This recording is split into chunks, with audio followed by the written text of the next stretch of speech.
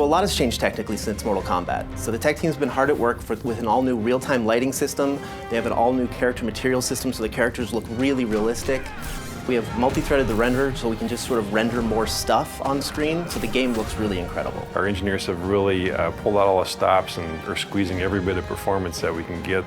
In comic books, the characters are very bold and bright and graphic because you're dealing with hand-drawn imagery, whereas in our game we have the ability to render materials and a lot of details. So what we're trying to do is make these characters feel as if they've stepped off the page. You can see the leather and the metal and the rivets and all the things that make their costumes have dimension and weight in the real world.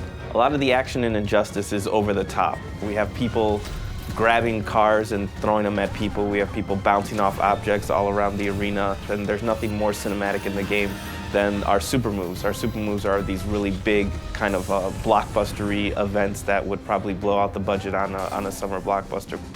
So our mantra for this game has always been, this is the big blockbuster summer movie that you've always wanted to see with superheroes. The environment choice in Injustice is just as important as the character choice. We have several interactable zones spread out among each one of the environments, and they're not cookie cutter. They're not placed in the exact same place for each environment. So depending on your style of gameplay, you're going to want to pick an environment that kind of eases towards your style of gameplay. We have multiple levels on many of the arenas as well, and every time you play the game, it's going to be a little bit different. The button layout has changed in Injustice from Mortal Kombat. First, we got rid of the block button. You now hold back to block for all attacks. Also, 3 attack buttons, light, medium, and hard.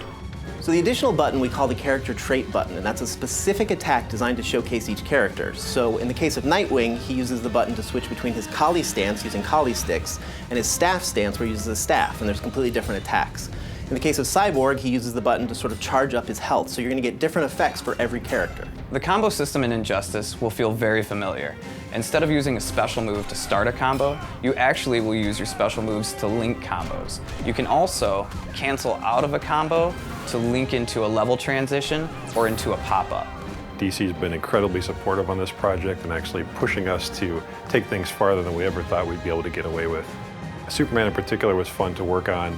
We had a lot of freedom with trying things as far as materials and adding little armor bits and playing with the way that his logo ties into his cape, things like that, which normally you'd think you wouldn't have the freedom to play with such an iconic character, but DC was very supportive the whole way. The coolest thing about working on Injustice is obviously learning a lot more about the DC lore.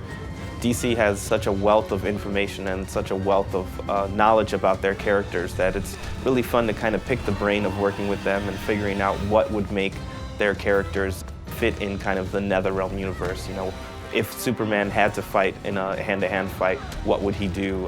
What would Catwoman do in that kind of situation? What excites me about working on Injustice is we get to play with superheroes. We get to make Superman, Batman, The Flash, Harley Quinn, characters that we've seen in cartoons and grown up with our entire lives. So to put fighting styles to each one of those characters and special moves has been really a privilege. Working on Injustice has been very exciting.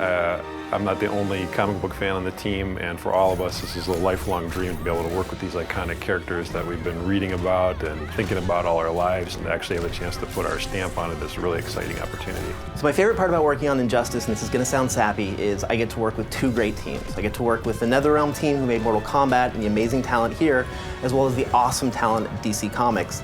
And sort of that marriage between 2 awesome teams is what really keeps me coming to work each day.